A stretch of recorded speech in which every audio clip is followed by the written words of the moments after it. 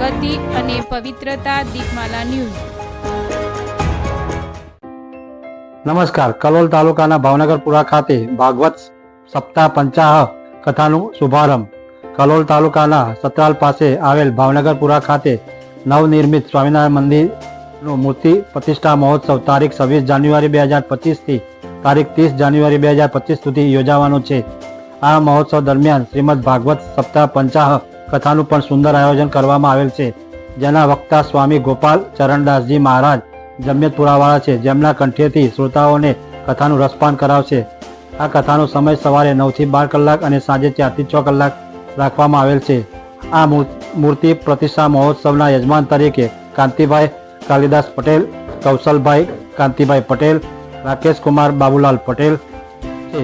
આ કથાનો કલોલ તથા આજુબાજુના ગામડાની ધર્મપ્રેમીને જનતાને લાભ લેવા ભાવભર્યું આમંત્રણ આપવામાં આવે છે।